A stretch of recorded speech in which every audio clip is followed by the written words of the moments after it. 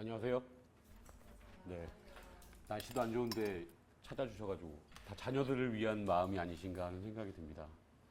네, 오늘 이제 저희가 2023년 하반기 고위 정시 집중반 설명회를 이제 개최하게 됐는데요. 이제 시작하기 앞서서 이제 저는 이 생각의 차이학원의 상담부장을 맡고 있는 고민수라고 합니다. 인사 먼저 드리겠습니다. 몇 가지 소개 말씀 먼저 드릴 텐데요. 그러니까 저희가 이 2023년 하반기 고위 정시 집중반 설명회를 개최하게 된 취지 먼저 말씀드릴게요. 취지는 이제 지금 2023년부터 2022년부터 자소서가 폐지되고 난 다음에 이제 서울 상위권대학의 정시 모집 비율이 지속적으로 증가하고 있는 추세입니다. 그래서 상위권대학교 같은 경우에는 학종 비중이 되게 높으면서 또 정시 선발 비중이 증가하고 있어서 이에 따라서 체계적으로 그리고 되게 집중적으로 준비해야 되는 그런 트렌드에 따라서 저희가 이거를 준비하게 되었고요. 이제 이에 따라서 저희 생각의 차이 학원에서는 이제 대치동에서 수능 국어, 수능 영어 대표 강사로 재직하시는 강사님들을 저희 학원으로 초빙을 해서요. 이제 시즌별로 구분해서 이제 수능 전까지 이어지는 정시반 강좌를 이제 열게 됐습니다. 지금은 국어는 하고 있고요. 영어는 요번에 같이 오픈을 하게 됐습니다. 그래서 이제 추가적으로 올 겨울방학 시즌부터는 대치동에 있는 강사분들을 전 과목별로 다 초빙을 해서 올 겨울방학 시즌부터는 수능 준비를 할 수 있도록 전 강좌를 열 예정을 갖고 있습니다.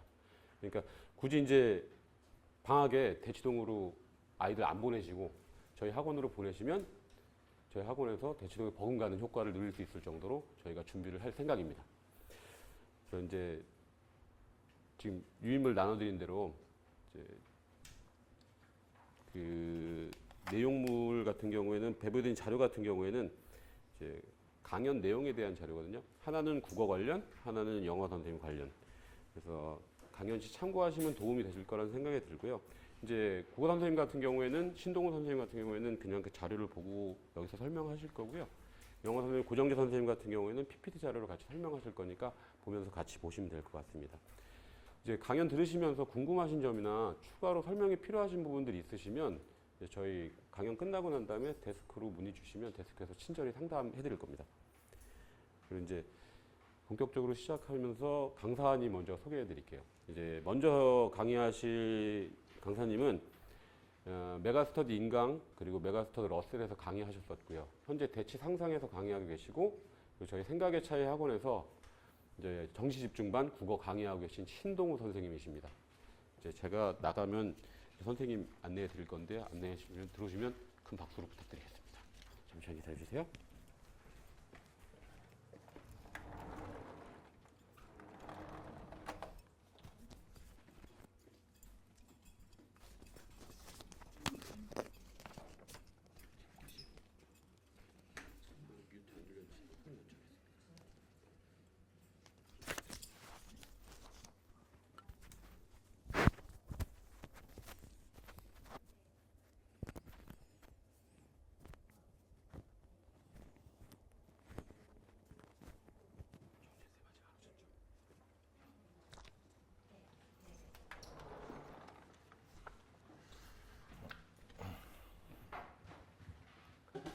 자, 만나서 반갑습니다. 국어 가르치는 신동우라고 합니다. 저 자료집은 요거 보시면 될 것 같거든요. 첫 페이지는 저에 대한 이력이 있고, 뭐 이력을 보시면은 강의를 좀 많이 해왔고, 그래도 이제 검증된 학원들에서 있었다라는 거는 이게 한눈에 볼 수 있으니까 요거 참고해 보시면 되고요. 자, 한 장 넘기실게요. 한 장 넘기시면. 여기 있는 그 자료는 칼라로 돼 있죠, 그죠? 실제 인터넷에 올라온 신문 기사입니다. 실제 제 주관적 의견이 아니라 객관적인 자료를 근거한 신문 기사인데요. 제가 올해 처음으로 이제 강동 지역 오면서 느낀 게 좀 많아요. 느낀 게 있다면 일단 생각보다 입결이 좋지가 않아요. 타 지역에 비해서 입시 결과가 여기 배재고라는 자사고가 있다고 하더라도 생각보다 자사고 치고는 그렇게 입결이 좋지 않습니다. 나머지 학교는 말할 것도 없고 강동구 지역이 입결이 왜 생각보다 좋지 않은가라는 걸 좀 느낀 게 있는데 이 신문 기사를 통해서 뭐가 좀 어떤 방향으로 공부했길래 왜 생각보다 입결이 좋지 않은가를 이제 볼 수 있는데요. 일단 재작년 자료 보면은 요새는 서울대보다는 의대, 치대, 한의대, 약대, 수의대 요 입결을 가지고 이제 고등학교 순위가 매겨지는 게 요새 트렌드잖아요, 그죠? 그래서 상산고등학교가 요 5개 의대, 치대, 한의대, 약대, 수의대 가는 게 226명을 갔어요. 그다음 휘문고등학교가 225명을 합격했습니다. 상당히 차이가 있죠. 배재고가 이 지역 1등인데도 30명 정도 돼요. 격차가 좀 큽니다. 자, 그러면 자사고니까 그렇지라고 할게요. 자사고니까 그렇지라고 하겠지만 3위가 강서고등학교입니다. 자사고 아니에요. 자사고 아니라 그냥 일반고입니다. 그냥 일반고인데도 보니까 110명이 붙었어요. 일반고인데 그리고 4등이 대구 경신고등학교입니다.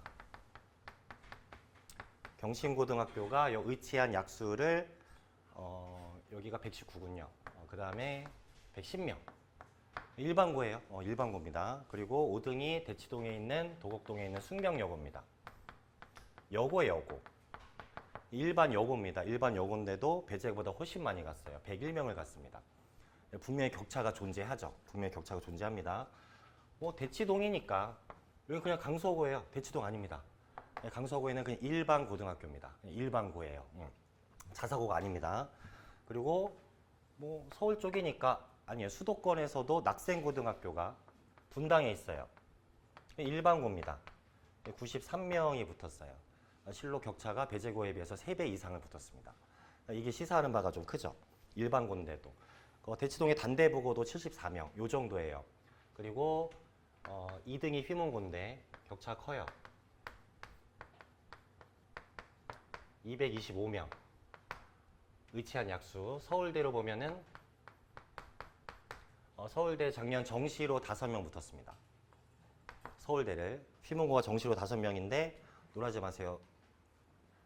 수시로 5명이죠. 수시로 5명인데 수시로 5명을 붙어요. 근데 정시로는 43명을 붙습니다. 이게 좀 시사하는 바가 크죠. 그래서 대치동에서 수업을 하다 보면 이미 고1, 2 때부터 내신 신경 쓰지만 중요한 건 내신만 신경 쓰는 지역은 아닙니다. 고1 때부터 수능적인 것도 생각을 하면서 내신을 챙기느냐, 그냥 무조건 내신만 파느냐, 이 동네 분위기와 문화의 차이라고 봐요. 그러니까 정시로도 이렇게 서울대를 많이 가고 이 숫자도 상당수 정시로 붙은 학생들이 굉장히 많습니다. 그리고 수시로 붙더라도 이 기사 같이 볼게요. 거기 보면 두 번째 줄에 제 밑줄 중심으로 한번 보겠습니다. 정시가 확대되고 있는 추세다라는 기사고요. 그래서 상위 16개 대학교들은 정시 선발 비중을 40% 정도로 늘렸다는 기사가 나옵니다. 그리고 밑줄 중심으로 보면 최저학력 기준을 못 맞추는 학생들이 있어서 그 수시 인원이 정시로 2월이 됩니다. 그러니까 수시로 굉장히 좋은 성적을 내신으로 맞고도 상당수가 이제 정시로 2월 돼서 실질적으로는 정시 합격자가 50%에 육박한다는 기사 내용이고요. 그리고 상위권 대학을 제외한 대부분의 대학교는 수시 중심으로 선발을 하는데 왜 그러냐면 수도권이나 지방에서는 수시로 미리 인원을 뽑지 않으면 정시로 인원을 채울 수가 없기 때문에 약간 지방대 학교들은 수시를 좀 많이 뽑는 편이고 상위권 학교들은 정시 비중이 좀 상당히 높아지고 있는 추세다. 이런 이제 기사 내용입니다. 그리고 두 줄 내려가면은 탑 30위권 대학교를 가려면 수능을 잘 보고 정시 경쟁력을 갖춰야 된다는 기사도 있고요. 입시가 수시에서 수시가 큰 비중을 차지하는 상황에서 치열한 내신 경쟁을 피해 상대적으로 내신 따기가 쉬운 전국 200위, 300위권 고등학교에 가는 전략이 의미가 있었다. 하지만 이제는 내신 따기 쉬운 고등학교에서도 마지막 두 줄입니다. 상위 1, 2등급을 받지 못하면 탑 30위권 대학교 진학은 거의 힘들어졌다. 수시 뽑는 인원 자체가 굉장히 줄어들었기 때문이다라는 기사 내용입니다. 실제 100위권 학교를 보면 이런 학교들을 제외한 입결 100위권 학교의 특정 A 학교를 보니까 서울대 2명, 그 다음에 의치한 21명이 붙었고요. 200위권 학교를 보니 임의의 B 학교가 요 자료가 이렇게 있거든요. 서울대 3명, 의치안이 확 줄어요. 4명대입니다. 근데 전국의 인문계 고등학교가 1,700개예요. 그리고 뭐 상고 이런 데까지 하면은 약 2,000개의 고등학교가 있습니다. 그럼 상당수의 고등학교는 이 이하에 포함되어 있는 거죠. 그죠? 입결의 차이가 굉장히 큽니다. 한 페이지 넘겨볼게요.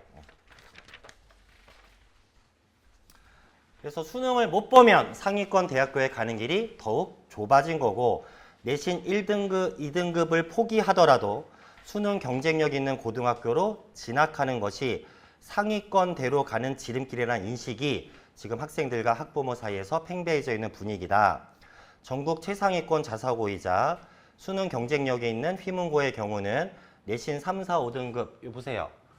여기 225명이 붙었다. 서울대 이만큼 붙었다는 얘기는 얘네들이 다 내신 1, 2등급 아닌 거잖아요. 내신 4등급, 5등급 애들도 의치안을 가고 서울대를 갔다는 얘기죠. 그죠? 통계 자료가 증명을 합니다. 그래서 내신 3, 4등급인데도 수능 성적을 잘 받아서 대학을 잘 갔다는 얘기고요. 전국 200위권 이내 고등학교는 내신 2, 3등급 안에 들어야 되고 300위권 이하 고등학교는 내신 1등급이 돼야 탑10 학교 진학을 노려볼 수 있다. 하지만 현실적으로 전국 1,700여 개 인문 고등학교 중 대부분의 학교들은 300위권 이하겠죠. 자, 근데 탑10 대학교 정시에 합격할 수 있는 1, 2등급 성적대는 휘문고 결국 나오는데 대부분의 이런 학교들은 1, 2등급대가 안 나오고요. 거기서 직윤으로 학교장 추천을 받아서 전교 1, 2등이다. 그래서 학교장 추천을 받았는데 놀라운 사실은 밑줄 보세요. 정시로 2월 되는 인원이 20%래요. 그러니까 전교 1, 2등을 했는데 떨어진 거예요.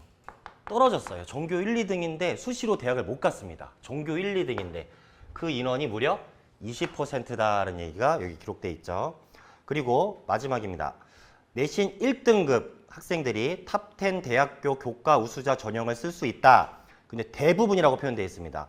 대부분 수능 최저를 맞지 못해서 결국에 최종 합격을 하지 못하고 있다. 이거는 학교의 잘못이라기보다는 결국에 이런 입시 결과를 내줄 수 있는 학생들이 거의 없기 때문이다라는 거예요. 실로 그러니까 1, 2학년 학생들이 수능에 대한 인식과 생각이 거의 없습니다.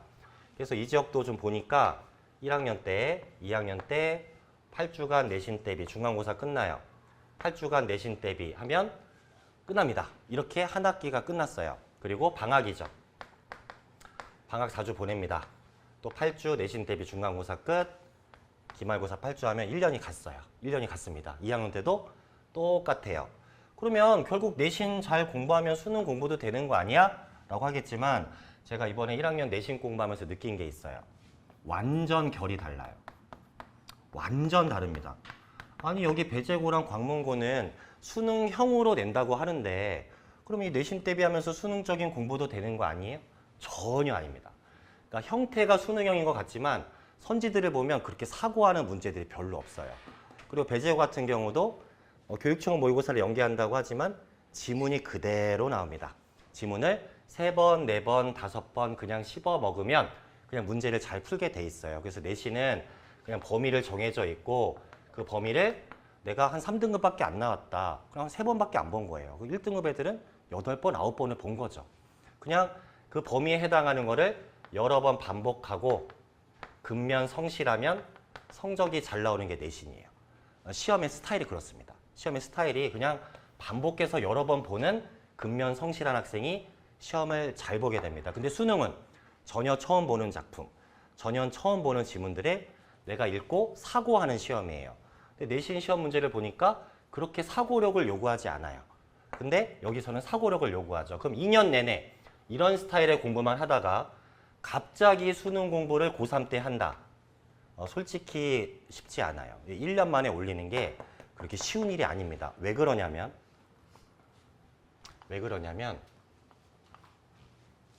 이 수능 국어의 본질이 뭐 2학년 때 내가 문학 공부를 했다.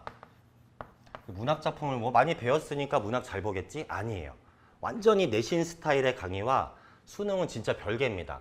예를 들어 문학만 보더라도 자, 연륜이라는 작품이 나온 적이 있어요. 수능과 내신의 차이점을 말씀드릴게요. 연륜. EBS 연계 작품인데도 오답률이 70%가 넘었습니다. 심지어 EBS 연계였어요. 자, 연륜이라는 작품을 보면 자신의 인생을 성찰해요. 성찰이 뭐예요? 살필성, 살필찰, 자신의 인생을 살핍니다. 자신의 인생을 살펴서 내 인생에 결핍이 있었구나.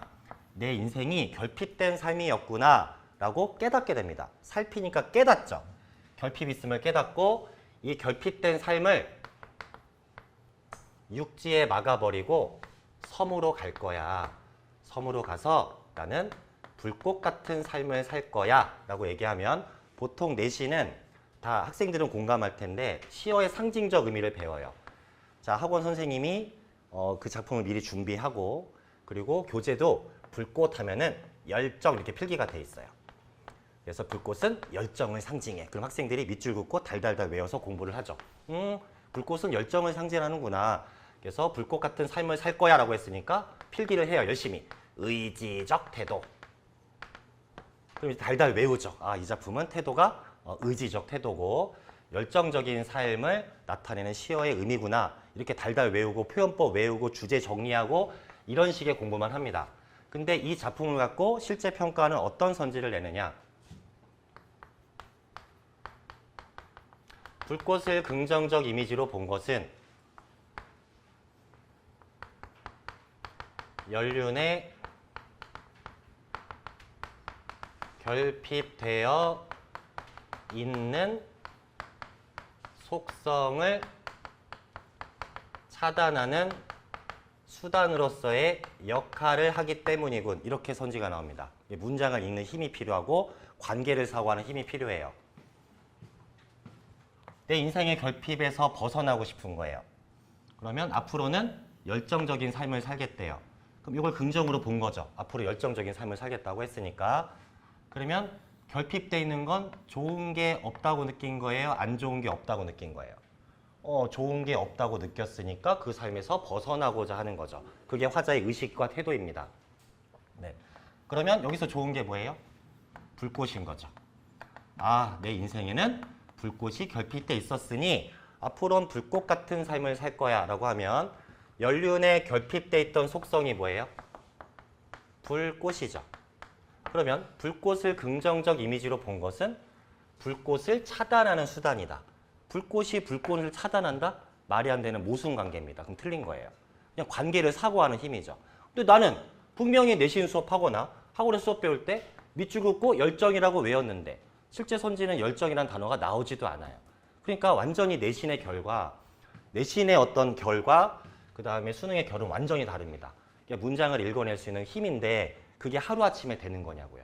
아니에요. 뭐 여러 작품을 봤다고 이렇게 실력이 늘고 그러는 게 아닙니다.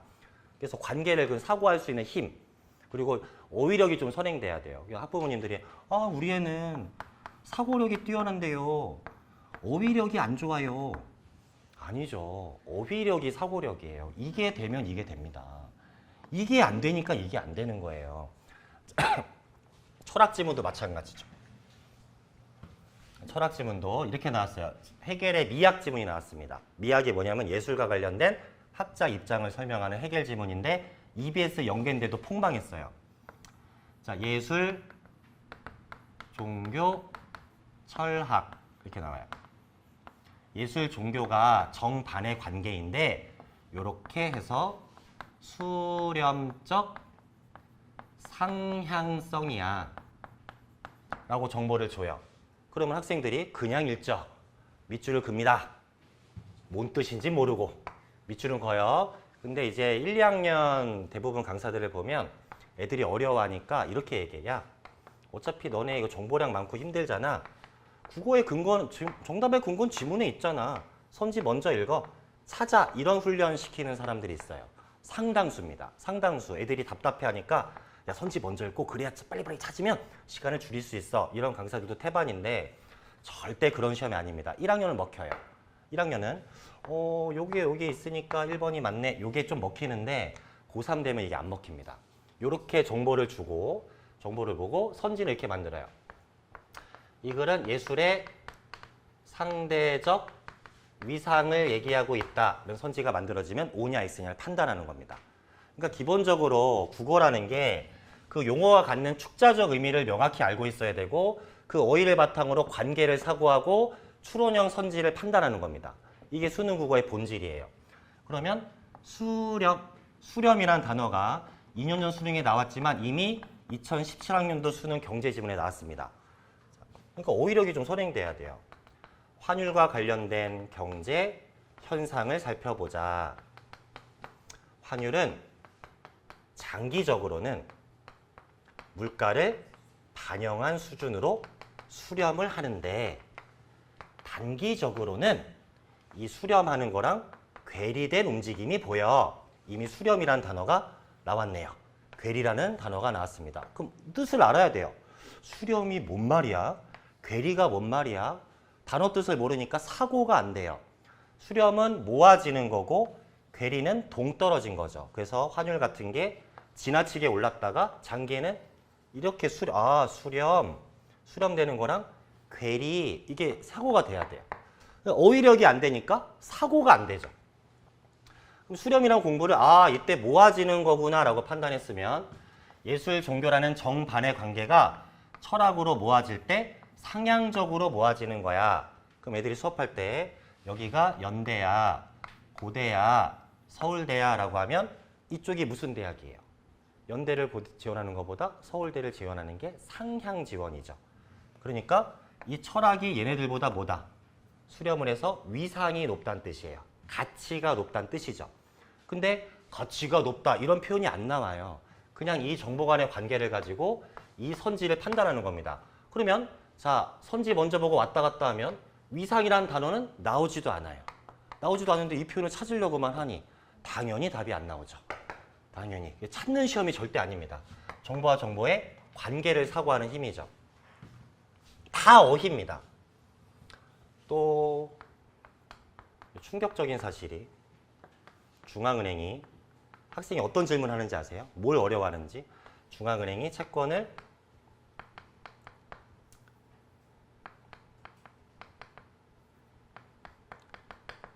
매입했다. 그래서 통화량이 증가했다. 채권을 중앙은행이 사니까 돈이 뿌려지겠죠. 그래서 통화량이 증가했다.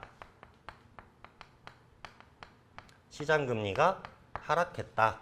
그럼 통화량이 무슨 뜻인지 몰라요. 시장금리가 무슨 뜻인지 몰라요. 지문에서는 금리라고 나왔죠. 정확하게는 이자율이라고 나왔어요. 근데 보기 박스에서는 기준금리라는 단어가 나옵니다. 기준금리라는 단어가 나와요. 그러면 학생들이 이자율이 금리지 이걸 몰라요. 전혀 모릅니다. 그러니까 보기 박스에선 기준금리, 지문에 기준금리라는 단어가 안 나와요. 그러니까 기본적으로 어휘가 돼야 됩니다. 어휘가 돼야 돼요. 그리고 또 이런 스타일입니다. 자, 경제학자 병이 1분기, 2분기, 3분기 물가 상승률을 2%, 3%, 3%를 예상했어. 그걸 선제성이라고 하죠. 예상했는데 이렇게 해야 된다는 목표를 잡았어. 그러면 기준금리를 어떻게 해야 물가 상승률이 어떻게 되는 거니? 이렇게 나왔을 때 정책 외부 시차는 1개 분기야 라고 했을 때 학생들이 분기를 몰라요. 분기를 모릅니다. 그냥 효과는 1개 분기 효에 나타나니까 이때 어떻게 하면 효과는 이렇게 나타나는구나. 분기란 단어 뜻을 모릅니다. 다 어휘예요. 다 어휘입니다. 어휘가 안 되니까 관계를 사고하지 못하죠. 그러면 어휘는 계속 경험치를 뭐 해야 되는데? 쌓아야 되는데 이게 1년 만에 되냐고요. 이게 1년 만에 되냐고요. 안 되죠. 1년 만에 안 돼요. 제가 메가스터디 재수생들을 가르치면서 재수하는 학생들에게 상담을 하면 이런 애들이 태반입니다. 선생님 1, 2학년 때 내신만 팠어요. 내신만 팠어요. 근데 내신도 애매해요. 2등급부터 5등급 애매합니다. 그리고 수능 공부를 안 했죠. 1년 했어요. 근데 이게 안 되는 거죠. 1년 만에. 그러니까 수능도 망했고 이게 재수의 길이에요. 이렇게 하다 재수를 하게 되는 겁니다. 이때 했어야 되는데 안 하고 안 하니까 안 한 거를 재수, 삼수하면서 안 한 걸 이때 채우는 거죠. 그래서 채워서 대학을 잘 가요. 이때 안 한 걸 채우는 겁니다. 안 했으면 재수하는 거예요. 이때 안 했으면 못한 걸 채워야 되잖아요. 이게 1년 만에 하는 게 쉬운 일이 아니니까. 이걸 인지하고 있는 대치동 어머니들은 고1, 2 때부터 수능적인 공부를 시켜가면서 내신 대비를 하는데 너무 내신만 하니까 실제 최저를 또 못 맞추죠. 나는 내신을 잘 따가지고 1등급인데 수능 최저를 못 맞추는 뭐 2과목 3, 뭐 2과목 2, 뭐 3과목 합 4, 뭐 국어 1, 2등급 뭐 고3 때 좀 하면 되겠지. 생각보다 이게 안 나오고. 그리고 실제 재수생들이 강하죠. 재수생들은 왜 강해요? 원래 똑똑해서? 아니죠. 실패했던 학생이 왜 강합니까? 이미 실패했는데 이때 채워서 그래요.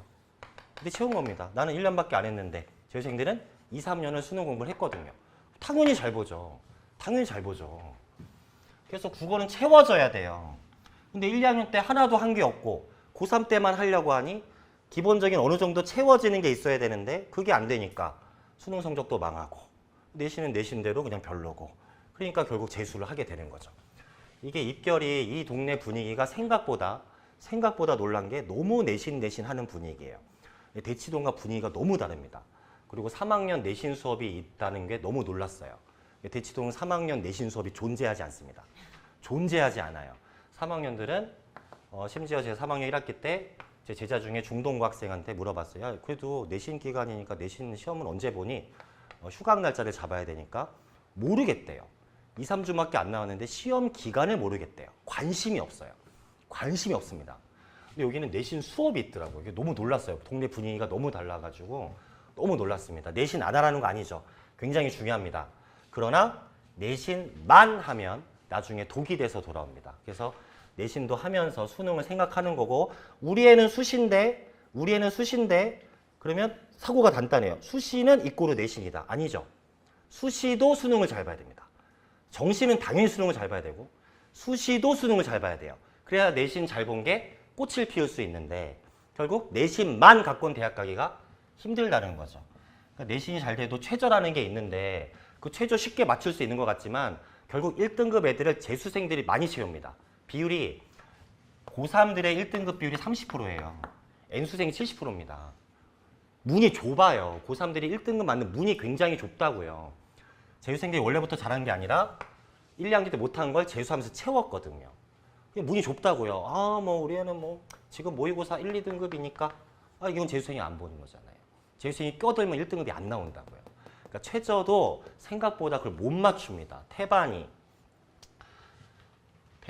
여기 배제고라고 뭐 자사고라고 애들을 으쓱으쓱 대지만 실제 입결은 생각보다 좋지 않기 때문에 정신을 좀 바짝 차려야 됩니다. 그래서 미리미리 좀 해두지 않으면 나중에 후회한다. 소 읽고 외양간 고친다는 말이 있잖아요. 그죠?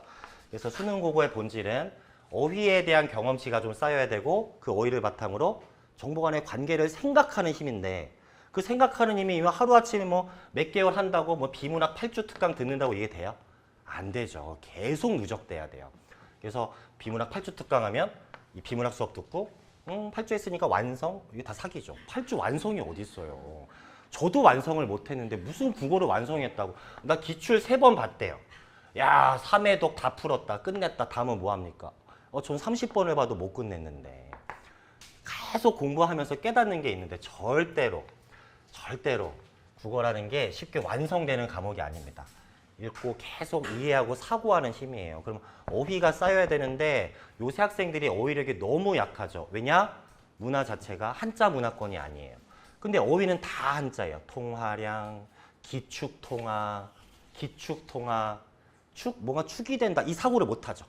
한자 어휘가 안 되니까 사고로 이어지지가 못해요. 그래서 그런 이제 문제점들이 좀 있다라는 거죠. 그래서 어휘는 좀 쌓여야 됩니다. 그리고 문학도 한 페이지 넘기시면 이제 문학 이렇게 돼 있잖아요. 그냥 애들은 해석만 해요. 근데 잘 봐요. 수능 문학이 어떻게 다른지. 여기 3위인곡 돼 있는 거 있죠. 건곤이 얼어붙어 백설이 한빛인지. 그럼 학생들이 궁금해하는 건 건곤이 뭐예요? 소상난반이 뭐예요? 옥루고처가 뭐예요? 양춘이 뭐예요? 요럽니다. 요래요. 요럽니다. 근데 수능은 그게 아니죠. 그게 아니에요. 애들이 수능 문학을 잘 몰라요. 내신 공부만 하다 보니까 그래서 지금 고2 정시반이 사실 제가 지금 개강해서 조금 이제 수업을 했는데 특이한 점이 일단 뭐 한번 들어보고 수강할게요 하면은 일단 한번 듣고 안 나가더라고요. 그냥 지금 계속 늘고 있는 분위기인데 그러니까 학생들이 그동안 내신 공부하면서 듣던 수업과 제 수업을 비교해 보니 이게 맞다고 생각한 거죠. 그죠? 다른 거죠. 이게 진짜 다른 거구나. 내가 그동안 너무 잘못 공부했구나라는 걸 지금 학생들은 지금 느끼고 있는 겁니다. 완전 결이 달라요. 내신을 그냥 달달달 암기하는 거라면 고2 문학 내신을 보더라도 막 고려가요, 뭐 향가 뭐 이런 거 열심히 공부합니다. 작품을 달달달 외우죠. 자, 향가는 97년에 나오고 안 나왔어요. 아주 예전에. 고려가요도 2000년, 2001년 청산별곡 가시리 이후로 안 나옵니다. 안 내요. 안 냅니다. 근데 달달달 이런 거 이제 공부하고 있죠. 그럼 수능에서는 사대부가 쓴, 조선시대 사대부가 쓴 시조 가사 중심으로만 출제를 합니다. 사대부가 썼어요. 그럼 사대부는 당연히 유교적 가치를 중시하죠. 그럼 소상난반의 뜻이 중요한 게 아닙니다. 유교적 가치니까 이별하면 당연히 누구와 이별이겠어요? 유교적인 사대부는. 임금과의 이별을 얘기하는 거죠. 그럼 임금은 높으신 분, 나는 낮은 사람. 임금과 나의 관계는 수직이야. 이거죠. 수직이야. 그러면 이렇게 향하는 마음은 충심이고, 임금이 하늘에서 초코파이를 내려주면 그건 충이에요, 은혜예요. 임금이 하사하잖아. 그러면 임금이 뭘 내려주면 이러고 있잖아요. 이러고 뭐예요? 성은이 만극하옵니다 이러잖아요. 위에서 내려오면 은혜죠. 그죠? 그러면 이 사대부가 생각하는 이 의식 구조에서 작품을 읽어내는 거죠. 그럼 예를 들어 소상난반도 이렇게 추운데 겨울이에요. 너무 춥다. 옥루 고처. 요 높을 거만 하면 돼요. 높이 있는 누가 있어요? 높이. 임금이 있죠. 임금은 얼마나 추우실까? 양춘과 해를 옥루에 올리고 싶구나. 그러면 해는 어디서 어디로? 여기서 여기로 올리고 싶구나 라고 표현합니다. 임금에게 해를 주고 싶어. 임금이 너무 추울 것 같아서 충신으로서 임금을 걱정하면서 해를 임금에게 주고 싶어. 그리고 선지 어떻게 만들었어요? 이게 오답률 50% 넘습니다. 해에는 임금의 은혜가 미치는, 아니죠. 해의 방향이 어디예요? 화자가 임금에게 주니까 은혜라고 볼 수는 없는 거죠. 그래서 이런 시험이에요. 그래서 사대부의 의식과 연관지어서 작품을 보는 거지 무슨 단어든 뭐 알고 이런 게 아닙니다. 그래서 지금 고2 학생들을 보면 좀 특이점이 있어요. 대치동 고2 정시반이랑 여기 고2 정시반이 구성원이 다릅니다. 구성원이 완전히 달라요. 대치동 고2 정시반은 최상위 1등급부터 5, 6등급까지 다양하게 포진이 돼 있어요. 근데 여기 정시반 오픈을 했는데 1, 2가 없어요.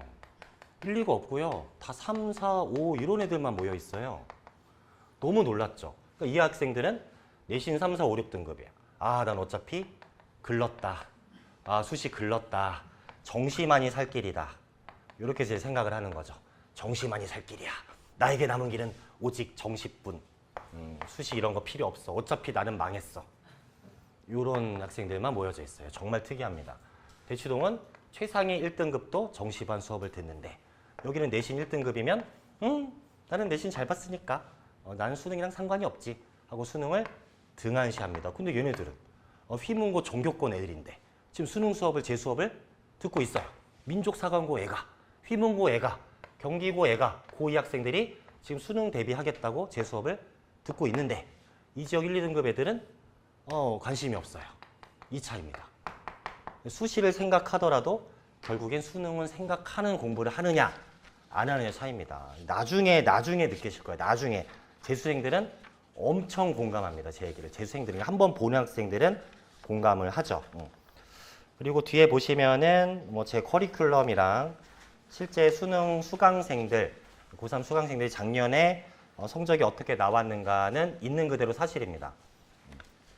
그래서 15주 강의 계획이 있으니까 자세히 읽어보시면 되고 그 뒤에 수강생 후기랑 그다음에 실제 학생들이 1등급 컷이 86이었을 때 실제 고3 학생들이 어느 정도 점수가 나왔는가를 있는 그대로 했습니다. 실로 놀랍죠. 1등급 비율이 4%인데 제 수강생들은 이 정도 숫자의 비율로 1등급을 맞았다라는 것도 뒤에 다 나와 있습니다. 확실히 제가 수능적인 강의는 그래서 메가스터디에서도 최상위 바는 무조건 저한테 줬어요. 정말로 제일 중요한 의치안을 보여야 되는 그 중요한 반들은 수업을 무조건 저한테만 맡겼습니다. 분명히 그만한 이유가 있다고 생각하고 그래서 학생들을 좀 맡겨주시면 제가 좀 체계적으로 그냥 지문만 읽어주는 수업이 아니라 저의 강의의 마인드는 국어는 이거라고 생각해요.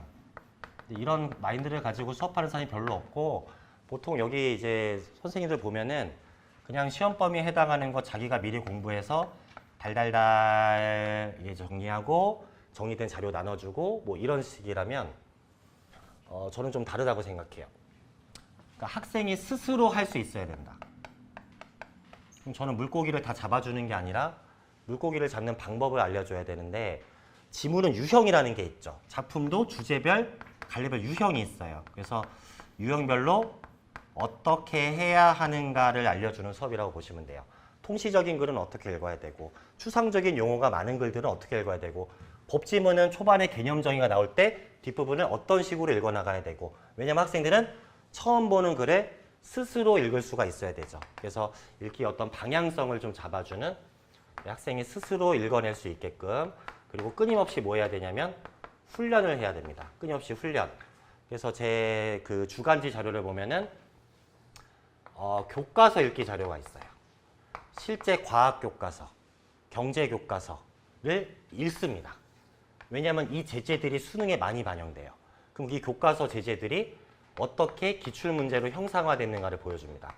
그리고 어휘 자료도 있고 EBS 읽기 자료도 있고 그다음에 기출 분석 자료도 있고 미니 모의고사 자료도 있고 그래서 일주일 동안은 충분히 공부할 수 있는 다양하게 공부할 수 있는 자료를 제공하고 있고 그다음에 국어는 제 수업만 듣는다고 끝이 아니에요. 절대로 자기가 해야 됩니다. 자기가 읽고 이해해야 되는데 어떻게 할 줄 모르니까 그 어떻게에 대한 방향성을 잡아주고 학생이 끊임없이 훈련하고 질문을 해야 돼요. 근데 이런 학생들이 공부를 잘 못해요. 선생님 이번에 3번은 왜 틀렸나요? 대부분은 질문 이렇게 하는데 저 예전에 대치 지역에서 그 동북고등학교 어떤 학생이 4등급 초로 만났는데 이 학생이 수능 날 100점을 맞아요. 이게 이제 가능했던 이유는 그 학생의 질문의 수준입니다. 이 학생은 어떻게를 질문해요. 제가 지문을 읽었는데 어떻게 읽었어야 되는 겁니까? 이 선지 출제 의도는 무엇입니까? 평가원은 문제를 대충 내지 않아요. 이게 교육청과 다릅니다. 교육청 잘 보는데 평가원을 망한 애들은 진짜 국어 실력이 없는 거예요. 교육청과 평가는 또 결이 달라요. 평가는 대학교 교수님이 내는 시험이죠. 그러니까 모든 선지가 저도 처음에 몰랐거든요. 저도 처음에 강의할 때는 그냥 읽고 설명만 잘해줬어요. 이래서 이 내용 때문에 이게 틀렸잖아. 그렇게 했는데 아니더라고요. 선지 하나하나에 의도가 분명히 있습니다. 그래서 나중에 한 10년 넘게 강의하니까 그게 보이더라고요. 그래서 그런 제가 알게 된 것들 학생들한테 전수하고 어떤 의도로 냈으니까 그 의도에 맞게 이렇게 읽어야 되는 거 아니냐 이런 방향성을 좀 잡아주는 그런 마인드를 가지고 수업을 진행할 거고 대신 제 수업 뭐 1, 2개월 들었다고 당장 성적이 오르는 게 아니죠. 왜냐하면 저는 체계적으로 합니다. 길게 보고 결국 우리는 수능을 잘 봐야 되는 거니까. 수능을 잘 봐야 되는 거니까. 그래서 좀 급한 학부모님들이 있어요. 당장 제 수업을 듣고 내신 성적 한번 안 나오면 신동호 때문이다 이렇게 생각하고 좀 급한 분명히 있습니다. 급해요. 이해합니다. 이해해요. 급합니다. 저는 당장 성적 내신 안 나오더라도 저는 길게 보고 결국엔 내신 어느 정도 맞고 결국엔 수능을 잘 봐야 대학을 잘 간다는 건 이미 수많은 재수생을 보고 제가 느낀 게 있으니까 느낀 게 있고 본 게 있으니까요. 눈으로 본 게 있고 느낀 게 있고 애들의 생각을 다 아니까요. 그래서 저는 저 소신을 믿고 길게 보고 체계적으로 가르칠 생각이고 국어는 절대 수능이라는 게 뭐 1, 2개월 듣는다고 되는 시험이 절대 아닙니다. 우리 2002 월드컵 때 4강 갔잖아요. 그죠? 그때 처음에 히딩크 감독이 네덜란드랑 평가전 할 때 5대0으로 졌습니다.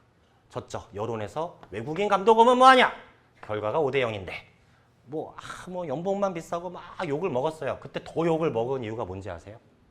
더 욕을 먹은 이유는 잘했다고 해서. 예를 들어 한 달 맡기셨어요. 5등을 맞은 거예요.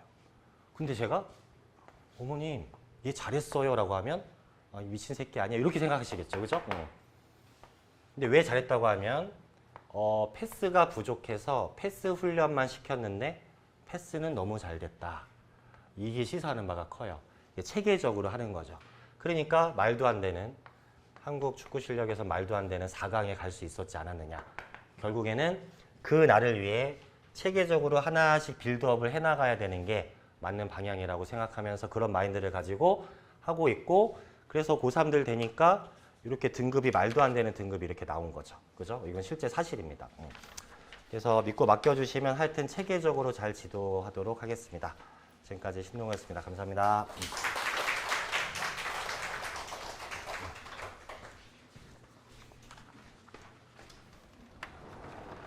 네.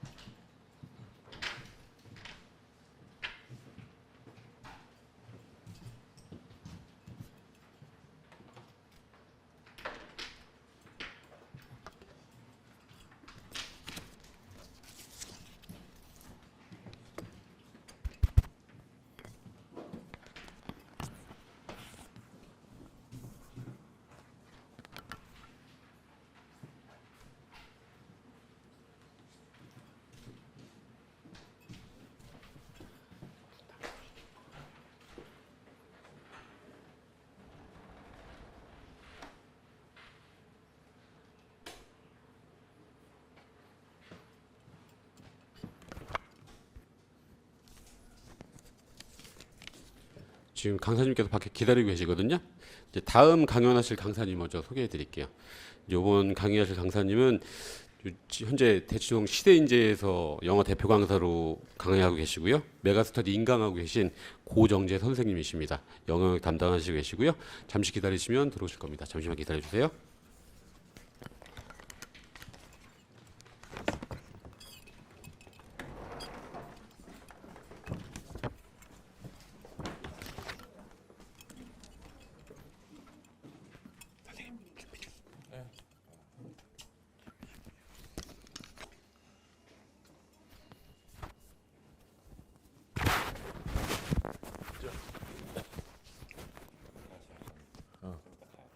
아, 일 있어? 일 있어? 알았어? 아, 나 아파. 오케이.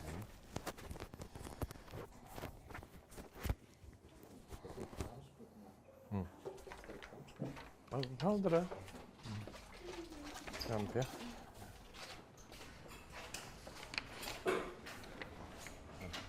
아, 그냥 이걸로 말아. 아. 네, 안녕하세요. 반갑습니다. 저는 고정재라고 하고요. 그리고 제 소개 잠깐 드리면은 저는 이제 대연내과랑 학교 나와서 영어교육과 서울대 영어과 졸업한 다음에 그 고등학교 선임하다가 고등학교 선임하다 너무 월급이 적어가지고 그래서 학원가로 나와서 지금 학원 강의 한 지 지금 한 15년 됐습니다. 그러니까 제가 나이는 45살이고요. 근데 제가 이제 그 고등학교 시절에 하여튼 그때는 대원하고 공부 좀 잘한 편이어서 들어와서 막 반에서 꼴찌하고 엄청 좀 마음고생 많이 해봤어요. 근데 엄마한테 막 성적표도 못 갖다 드리고 진짜 막 너무 힘들었던 그런 시절이 있습니다. 근데 짧은 시간 동안 성적 좀 올려본 경험이 있고요. 제가 스스로. 그리고 뭐 강남에서 뭐 난다긴다는 친구도 전부 다 어느 순간이 되니까 성적상으로는 어쨌든 저보다 밑으로 내려가더라고요. 근데 이제 제가 이제 학생들 그때 친구들이랑 이렇게 보내다 보면은 좀 특징이 있는데 애들 대부분 보면은 저 마음속에 어떤 욕심이나 어떤 기준 같은 거 이런 게 좀 부족하면 뭐 이렇게 살 수도 있지. 낙천적인 애들은 또 이렇게 굳이 올라가려고 잘 안 하고요. 근데 그 중에서 또 진짜 열심히 하고 이런 친구들, 뭐 욕심 있는 친구들은 올라가는 것 같고요. 제일 중요한 건 그 마음가짐인 것 같아요. 내가 이 정도는 해야지라는 어떤 기준이 있잖아요. 그런 게 바뀌는 게 중요한 것 같습니다.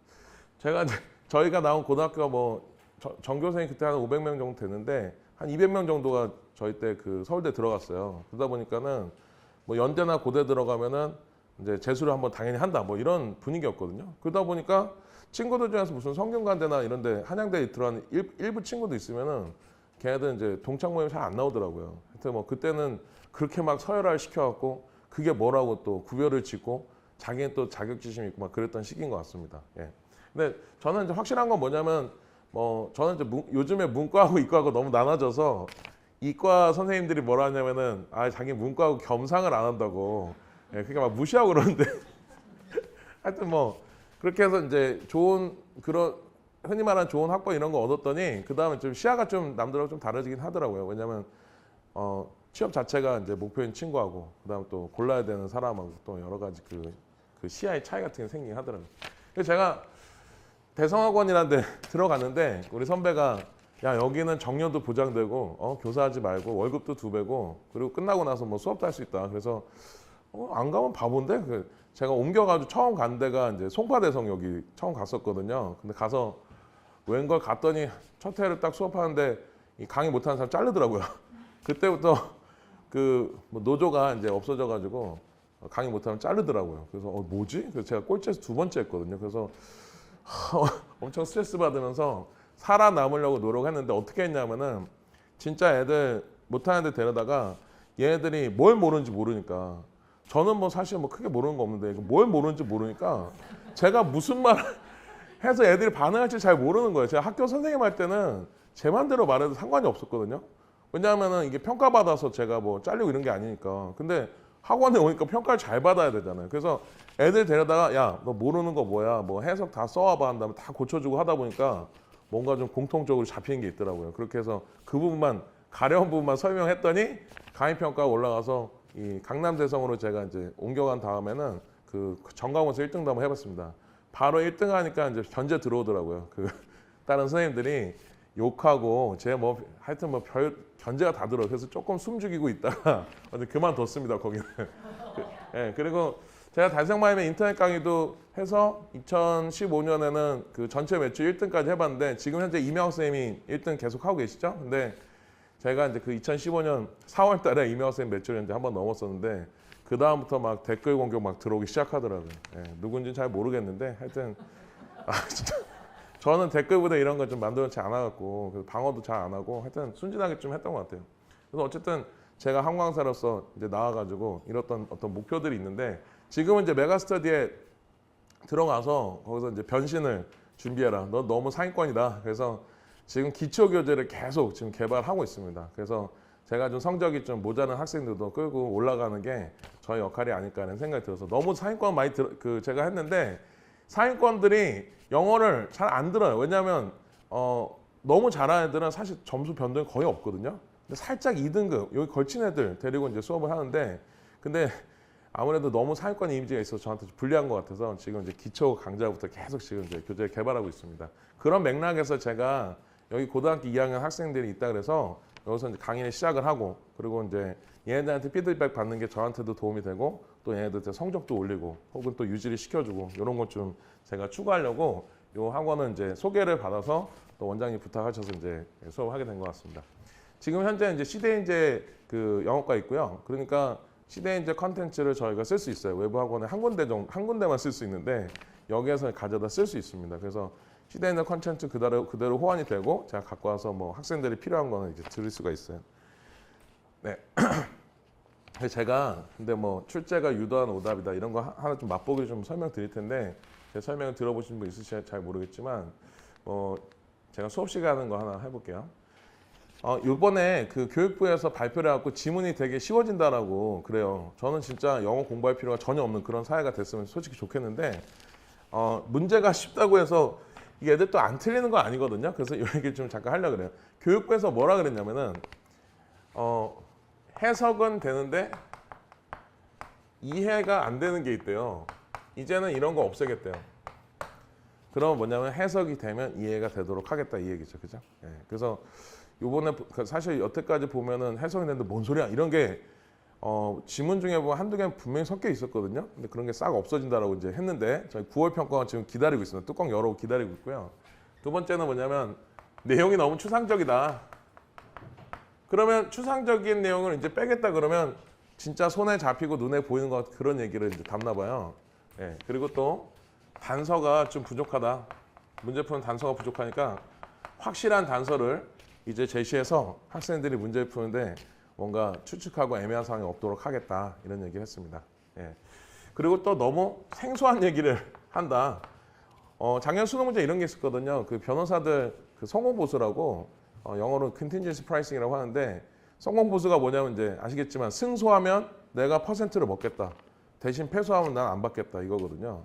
근데 이런 내용을 왜 다루냐 이렇게 하면서 생소한 내용을 다루지 않겠다고 했으니까 아마 이 전반적으로 보면은 제시문을 이해하는 데는 좀 난이도가 좀 내려갈 거라고 생각이 되고 어떤 면에서 보면은 진짜 내가 뭐랄까 그 영어 해석만 어느 정도 되면은 점수가 나올 수 있는 만약에 1등급이 하나가 전략 과목으로 필요한데 내가 지금 영어가 뭐 3등급이다 그러면은 사실 3등급에서 1등급 올리는 거는 예전부터 한 2, 3개월 동안 빡세게 하면 올릴 수 있습니다. 제가 예전에 보면은 상대평가 때 90점대 초반에서 만점까지 올리는 건 1년이 꼬박 걸리는데요. 근데 지금 그럴 필요가 없죠. 90점만 넘기면 되니까 전략적으로 1등급을 획득할 수 있는 그런 기회인데 이 장벽이 더 낮아진다 그러면 사실 학생들한테는 영어가 전략 과목이 될 수 있다고 생각이 돼요. 그래서 예전보다 적은 노력으로 이룰 수 있다. 자, 근데 변별력이라는 거 여전히 있을 텐데 이번에 뚜껑 열어보면 가장 중요한 건 제가 봤을 때는 선택지 싸움이라고 생각합니다. 둘 중에 하나를 골라야 되는데 이게 좀 애매한 상황은 여전히 남아있을 거거든요. 그거에 대해서 제가 말씀드리려고 합니다. 자, 이게 저희가 지문의 내용을 이제 한글로 간단하게 써봤는데 문어 좋아하시나요? 저는 문어를 먹는 음식으로 되게 좋아합니다. 근데 지문에 이런 게 나오거든요. 문어가 화가 나면 brown or purple, 갈색이나 자주빛이 뜬다. 그럼 우리가 문어를 삶으면 얘가 자주빛이 되는 게 좀 화가 났나 봐요. 그죠? 그 상태로 돌아가신 것 같은데 그러다가 정상으로 돌아오면 색깔이 어떻게 되겠냐. 이게 이제 문제라고 칠게요. 사실 이거 함정인데 자, 1번 becomes brighter, 2번 becomes darker.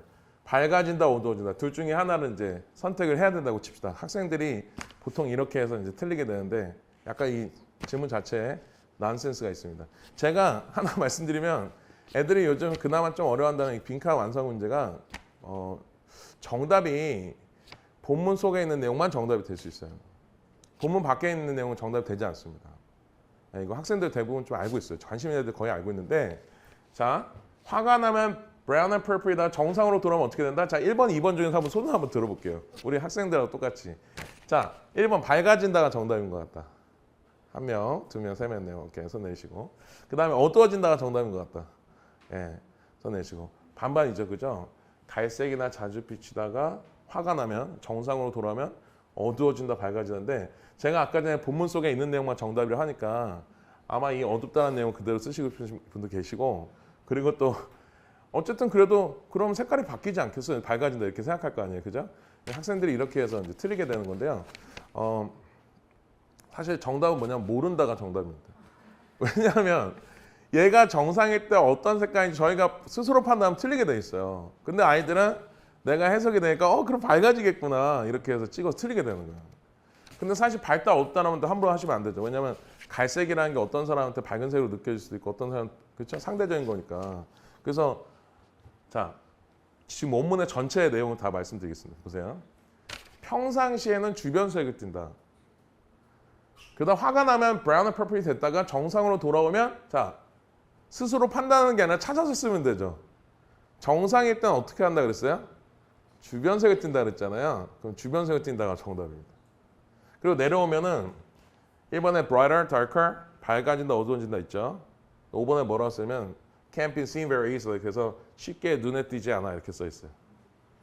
자, 그러면 몇 번이 정답이죠?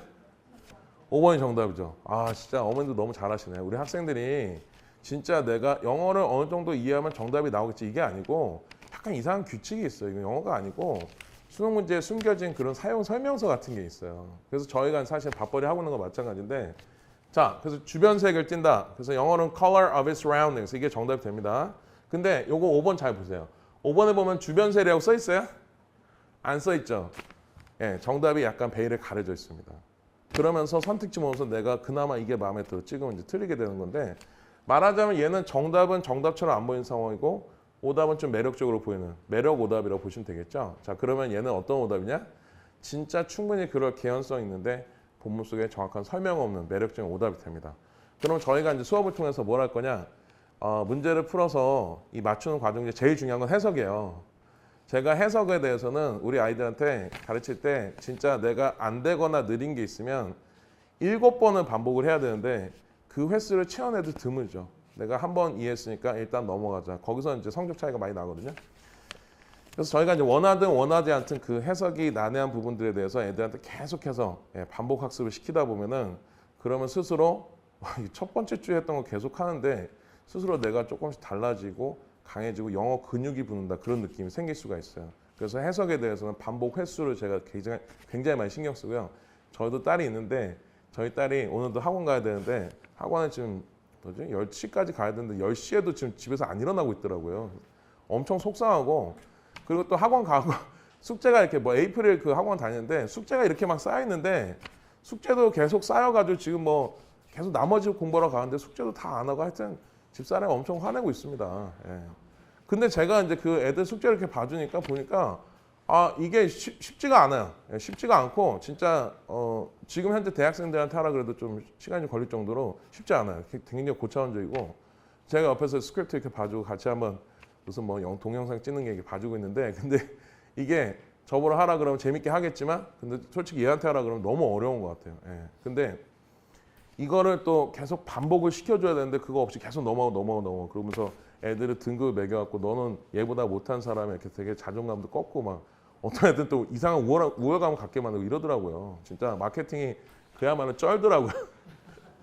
그래서 제가 제 딸한테 뭘 시키냐면은 이 단어하고 그 문장 해석 있잖아요. 이거를 계속 반복해서 시키고 있어요. 본인이 계속 강해지고 있습니다. 이제 좀 있으면 내신이 들어갈 때인데 중학교 내신 들어갈 때인데 왜냐하면 어느 정도 반복 숫자라는 게 없으면 사실은 영어는 이게 실력이 안 올라가거든요. 근데 뭔가 새로운 게 계속 접하면서 이거를 이제 뭔가가 반복 숫자 되기를 바라는 것도 좋지만 대놓고서 지금 눈앞에 있는 거는 내 걸로 만들지 않으면 사실 1년 뒤에 효과를 보기 힘듭니다. 저는 이제 긴 관점을 가지고 우리 고2반 학생들 모집해서 저희는 무조건 고3 말까지는 저희가 이제 그 진행하겠다고 약속을 하고 시작하는 거기 때문에 얘네들이 지금 현재 어떤 상태에 있든 간에 만들어 놓을 거고 그리고 제가 이제 개인적으로 봐갖고 이제 다 이렇게 얘기를 하고 하다가 아 얘는 도저히 안 될 것 같다 싶은 애들 있으면 제가 미리 말씀드릴 거예요. 왜냐하면 저도 그 학부모 입장에서 돈 내고 보내는데 아니 진짜 우리 집사람은 뭐 안 하는 것보다 낫지 않냐 이런데 안 하는 것보다 나을 것 같으면 왜 굳이 돈을 들여서 보냅니까? 그러니까 안 하는 것보다 낫다가 중요한 게 아니고 하게 만들어야죠. 그리고 얘가 이제 따라온 친구들 있고 저는 그게 막 기대치를 막 높이고만 해야 돼 욕심가는 그게 아니고 정말 최소한의 거 요걸 하는지 안 하는지 보고 안 하면 시키고 근데 걔가 안 해온다 그러면 계속 이제 약간 이거 아예 안 해온다 그러면 사실 이제 제가 말씀드릴 거예요. 이 친구는 그냥 좀 다른 데 맡기시거나 하시면 좋을 것 같습니다. 제가 이렇게 말씀드릴 거예요. 그래서 양심적으로 제가 진짜 뭐 애들 데리고 시간대 갖고 돈 벌고 이런 거는 사실 저도 제 딸이 있고 하기 때문에 제가 만약 그 학원 선생님 있다 그러면 되게 엄청 열받을 것 같거든요. 예, 그런 식으로 합니다. 자, 그러다가 애들이 해석이 좀 됐어요. 그래서 이제 정답을 찍어야 되는데 이렇게 정답은 정답처럼 안 보이고 매력적인 오답 때문에 틀리게 되잖아요. 그럼 애들한테 어떻게 하는 게 좋냐면 똑같은 방식으로 계속 틀리게 만들어야죠. 예, 그리고 제가 야 이건 이거야라고 설명해 주는 거 하수입니다. 제가 하고 싶은 얘기가 아이들 입에서 나오게 만들어야죠. 야 너 지금 똑같은 방식으로 틀리지 않아? 너 이번에도 2번 찍었지? 이렇게 얘기하는 순간 뭔가 좀 감이 오기 시작하죠. 아 내가 지금 똑같은 방식으로 틀리고 있구나. 그래서 제가 말로 아무리 뭐 100번, 20번을 해봤자 애들 깊이 이렇게 인상이 바뀌지 않고 애들 스스로 발견해서 아 이거구나라는 느낌이 들도록 그래서 제가 이제 다른 선생님들 보면은 이렇게 자, 매력적인 오답의 종류는 총 한 빈칸 완성 같은 경우는 4종류 정도 있어요. 그러면 이걸 갖다가 상황별로 나눠서 계속 똑같은 방식으로 틀리게 한 다음에 결국 애들 입에서 아 이거구나라는 내용이 나오도록 이렇게 유도해서 상황별로 대비하는 강의는 없는 것 같더라고요. 예, 그래서 제가 자신감을 가지고 고3 학생들이 보통 1년 달에 시작하는 거지만 그냥 영어 실력이 있어도 틀리게 만드니까 고등학교 3학년 가면은 일부러 틀리라고 출제를 하거든요. 이런 식으로.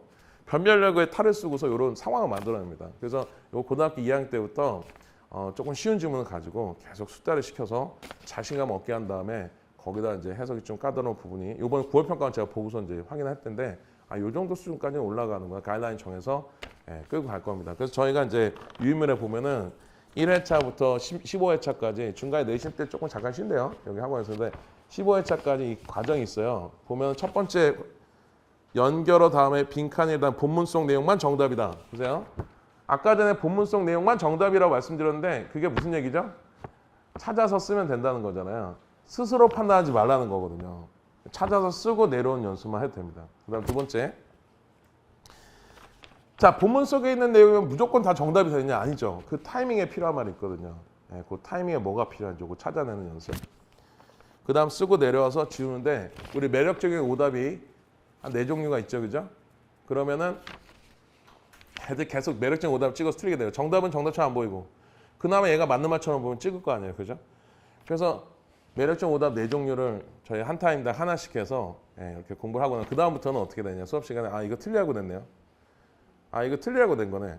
요거 이제 알아보도록 만드는 훈련을 하는 거죠. 그렇게 해서 앞으로는 고3 때 만약에 제 수업을 안 들어도 빈칸 완성 문제이기 때문에 틀리는 건 아니다라는 사실 본인이 좀 이해를 하고 단어와 해석의 문제에 더 집중할 수 있도록 본질적인 문제에 집중하고 반복 숫자를 통해서 내신을 공부해도 내신이 끝난 다음에 내신 공부 다시 하면 성적이 또 올라요. 영어 그 수능 성적이. 근데 내신 때 다 쏟아버리고 다 하나도 기억 안 하잖아요. 그죠? 예. 그래도 앞으로 단어와 해석에 대한 어떤 애착을 가지고 공부 방향, 올바른 방향으로 이제 정해주는 그런 역할을 합니다.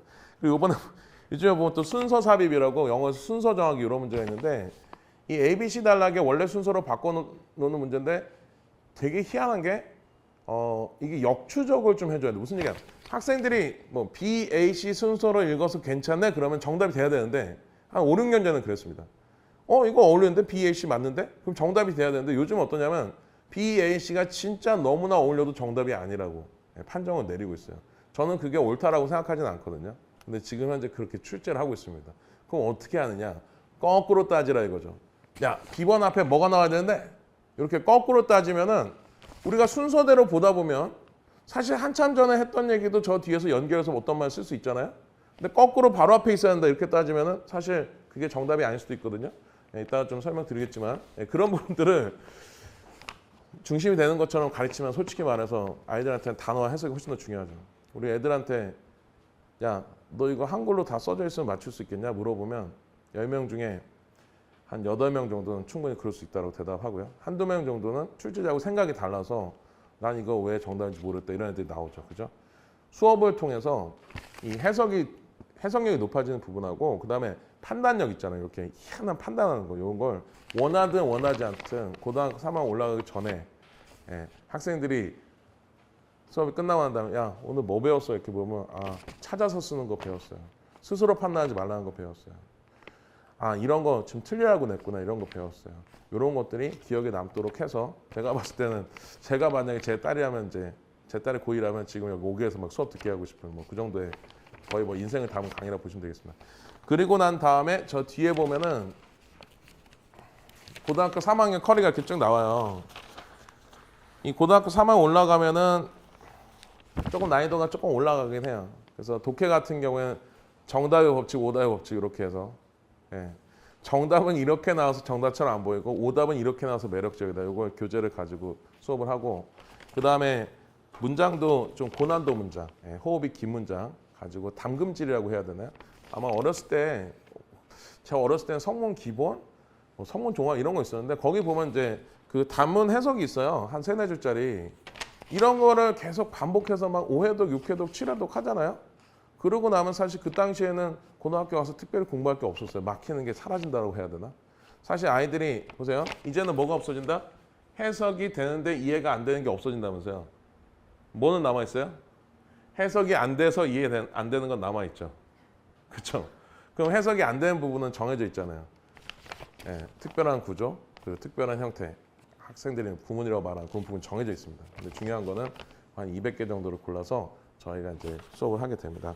그리고 지금 현재 변별력의 핵심은 고등학교 3학 올라가면 생판 모르는 단어가 아니고요. 진짜 아는 단어의 색다른 의미가 지금 변별력의 핵심이에요. 예를 들면은 우리 학생들이 잘 아는 latitude라는 단어가 있는데 latitude가 무슨 뜻이냐 물어보면 이제 위도라고 애들이 대답을 잘 하거든요.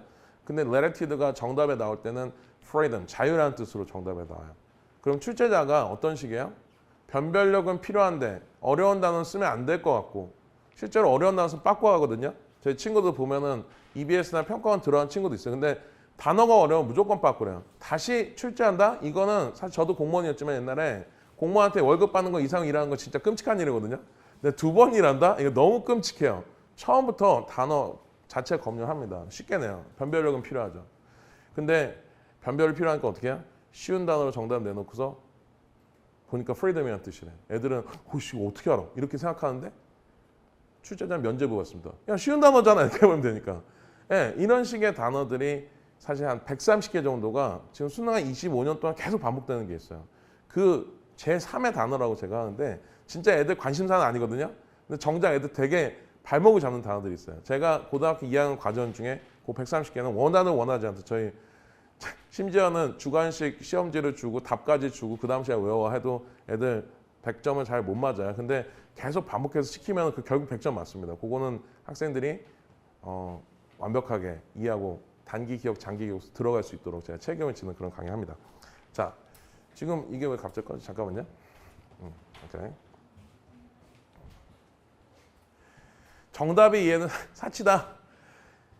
고등학교 3학년 문제 보면은 이걸 어떻게 이해해? 이런 느낌이 있어요. 예를 들면 그 올해 6월 평가원에 고3에 가장 많이 틀렸던 문제 정답이요.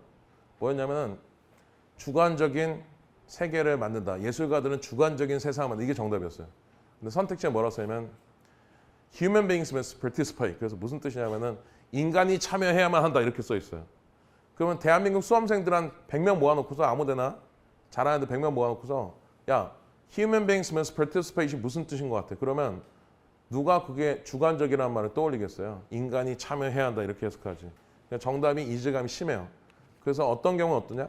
정답 이해를 완전히 내려놓으셔야 돼요. 거의 무관심 수준으로 오답 지우는 거에만 집중하셔야 되는데 걸리적거리는 게 뭐예요? 매력적 오답이다 이거죠. 매력적 오답 종류가 몇 가지다? 4가지밖에 없다 이거죠. 그래서 알아볼 수 있으면 쉽게 지울 수 있습니다. 대신에 단어 해석이 돼야죠. 예, 이게 계속 반복되는 거예요. 자, 뭐 빈칸추론 다른 예시는 제가 보지는 않겠고요. 수업 내용에서도 이 돌발 사항들이 있습니다. 요거 한번 볼까요? 이게 순서 정하기나 요거 다음에 요게 되느냐 이런 거 따져야 되는 순간 있어요. 문장 삽입 문제라는 거 푸는데 보면 난 고기를 좋아해. 또 삼겹살도 좋아하지. 이렇게 하면 예. 착해요? 잠깐만요. 네, 알겠습니다.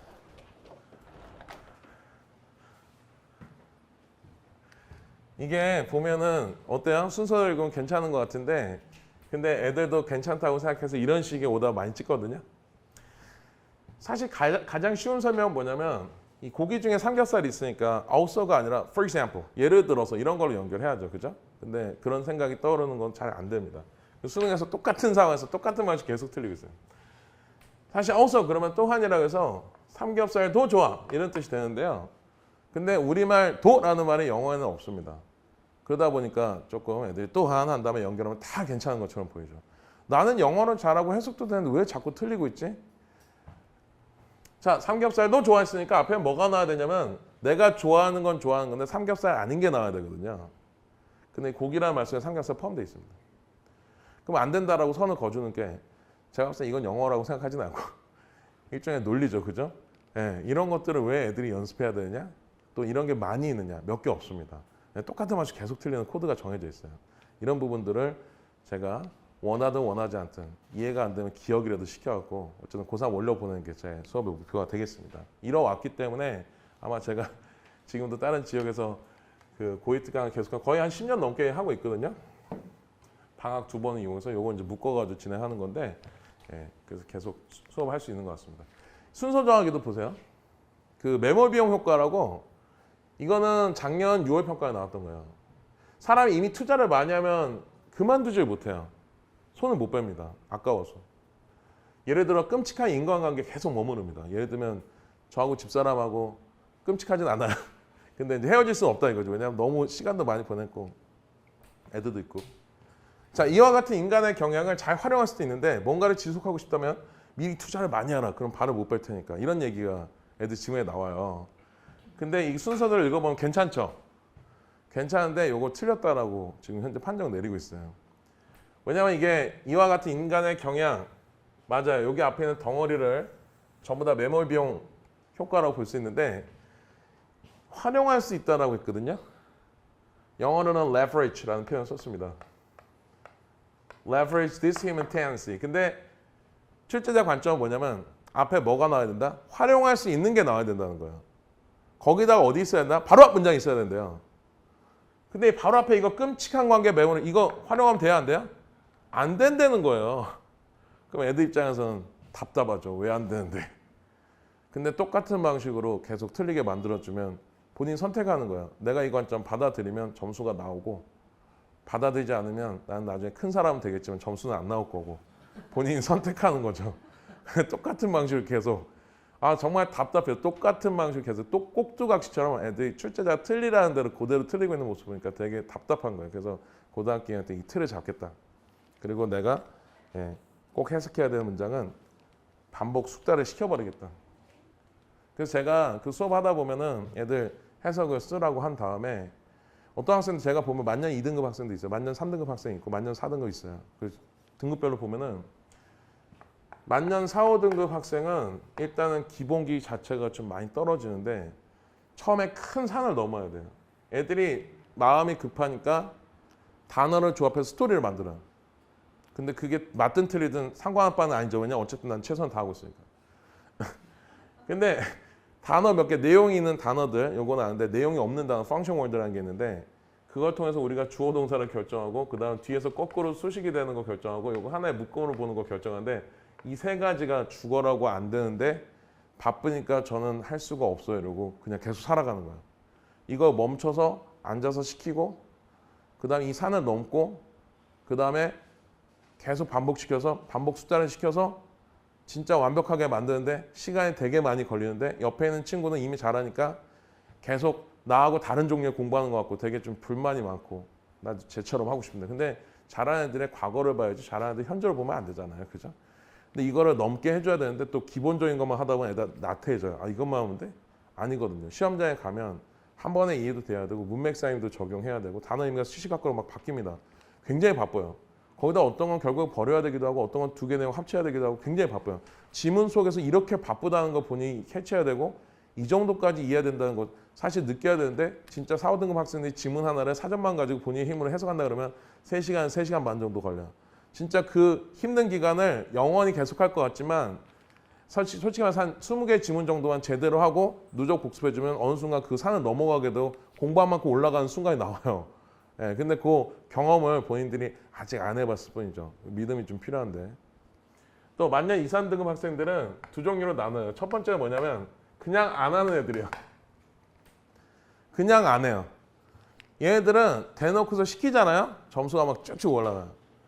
그냥 안 해요. 해석도 하라고 하면 알고 그리고 단어 뜻도 본인이 찾아서 쓸 수 있고 문맥 쌓임도 파악할 수 있고 다 할 줄 아는데 그냥 안 하는 애들이 있어요. 그다음 두 번째는 뭐냐면 그 속도하고 그 다음에 깊이에 있어서 기준이 이런 거죠. 나는 해석이라는 행위를 했는데 이해가 안 된 건 내 책임이 아니야. 난 해석이라는 행위를 했는데 이게 이해가 안 된 건 내 책임이 아니고 난 할 만큼 해서 넘어가자. 이러면 아무리 공부해도 안 올라가요. 그리고 애들이 이제 공부를 했다 그러면 속도가 이렇게 기어가요. 나 알긴 알아. 그렇지만 항상 1등급 하는 학생들은 이 정도 속도로 그냥 넘어가죠. 그죠? 본인이 이 정도 속도가 안 나와도 난 이해했으니까 됐어. 이게 머물러 있어요. 그걸 깨주는 게 중요한데 제가 시켜보면은 지적사항을 알려주고 그럼 그 다음 시간에 이렇게 해갖고 와. 여러 번 보란 얘기야. 그러면 진짜 자기 고집이 되게 강해요. 이 정도 봤으면 됐지. 이거를 깨면은 점수가 올라가요. 근데 사람이 습관이나 고집 깨는 게 되게 힘들더라고요. 예, 그 과정을 제가 이번에 이제 수업을 하면서 이 학습이 좀 저조한 친구는 그걸 넘을 수 있도록 도와주는데 아까 말씀드렸죠. 이거를 자기가 받아들이지 않는다. 능력이 안 돼서가 아니라 받아들이지 않는다. 그러면 저는 못해요. 예, 본인이 좀 긍정적인 마인드. 나중에 동기가 있을 때 해야 돼요. 아예 안 한다. 거부한다. 그러면 저는 못해요. 제가 뭐 강요하는 것도 아니고. 예, 그렇습니다. 네. 그 출제자 머리 꼭대기에 쓰려면 일단 해석과 단어가 돼야 되고요. 쉬운 단어가 아니고 예를 들면 exceptional 그러면 애들 예외적이라는 뜻으로 알고 있는데 정답에 나올 때는 굉장히 우수한 이런 뜻으로 나오고요. accommodate 그러면 뭔가 수용하고 숙박시키다 이렇게 알고 있는데 사실은 정답에 나올 때는 뭔가 타협하다, 다른 사람을 맞춰주다 이렇게 나와요. 얘네들 목록이 정해져 있다고요. care 저는 뭐 학생들한테 음성 파일 오가고요.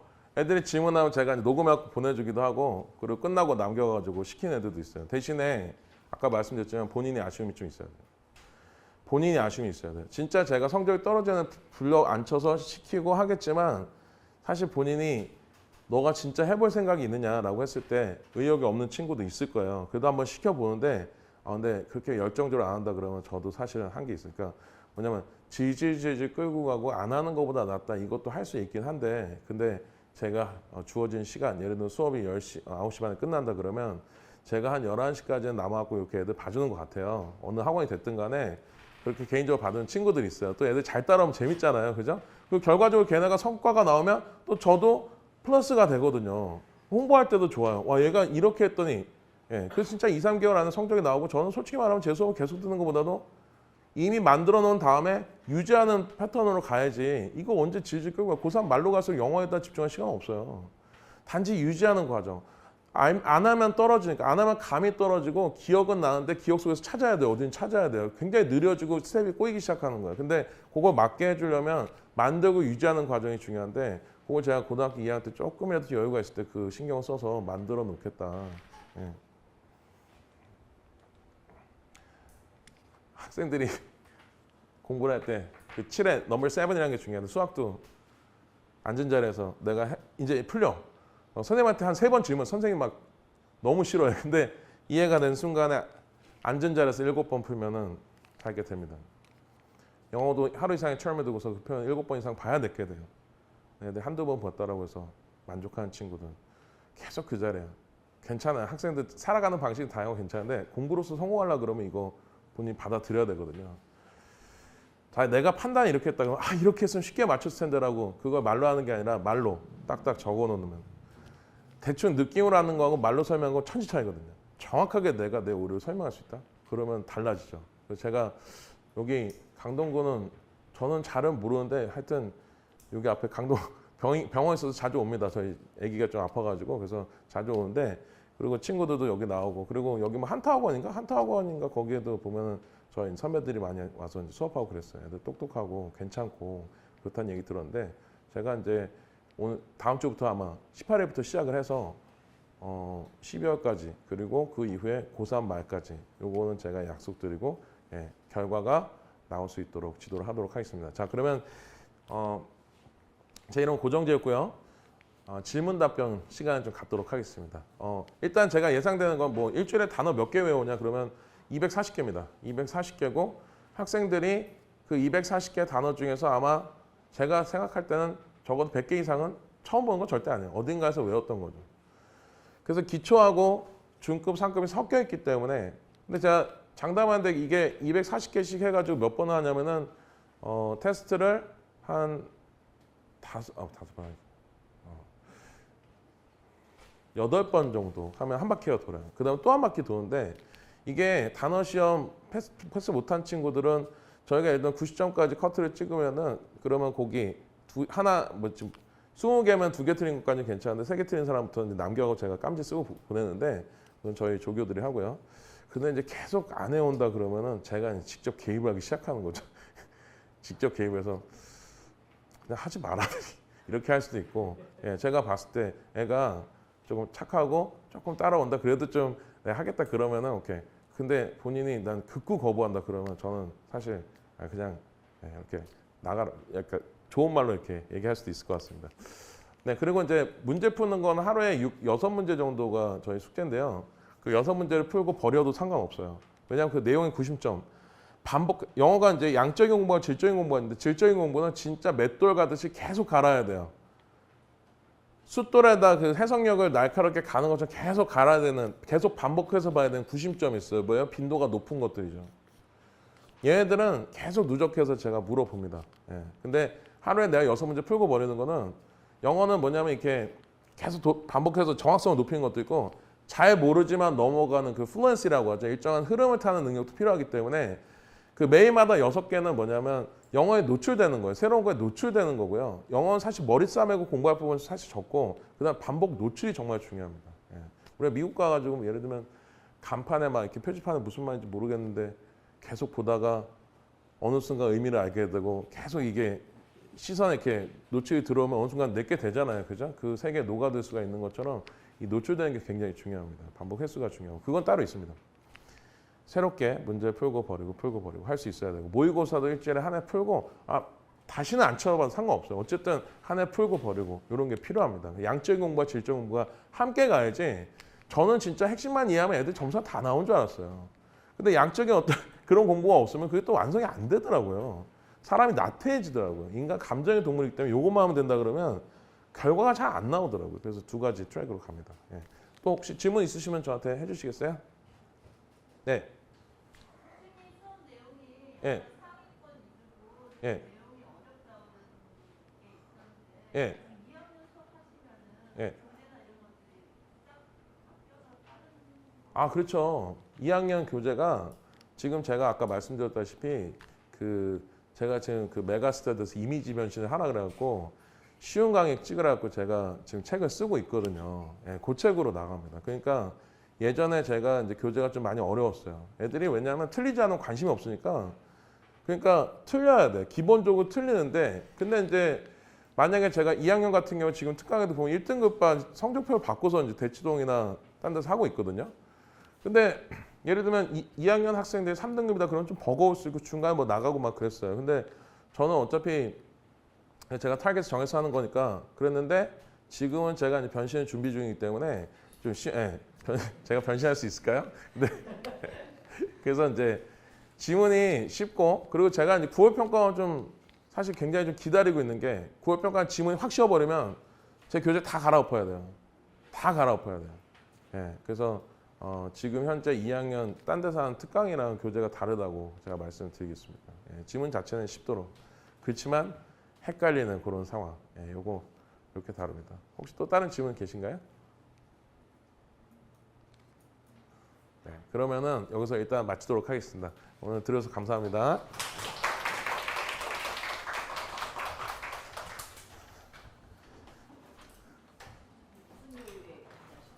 저는 여기 금요일이요. 예, 금요일 저녁 6시 반부터 9시 반. 예, 그리고 끝나고 좀 성적 저조한 애들이나 다급한 친구들 데리고 제가 개인적으로 간단하게 시키는 게 있어요. 해오냐 그렇지 않냐. 그래서 차이가 많이 클 거라고 생각이 됩니다. 예, 고맙습니다. 예.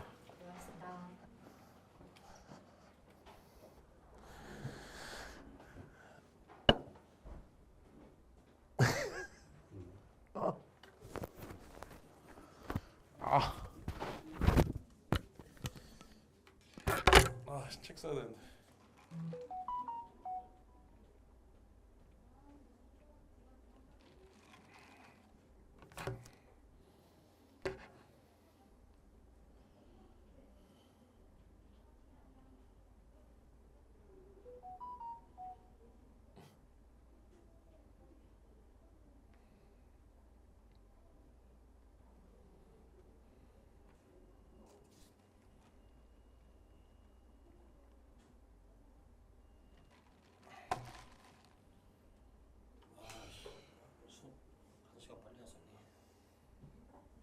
수업 시간을 땡길 수 있어? 응? 지금 전화 다 돌리겠다.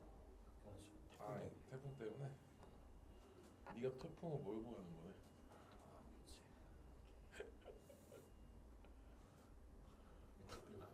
거네. 담배가 아니야? 원장이? 뭔데? 에너지 바라고?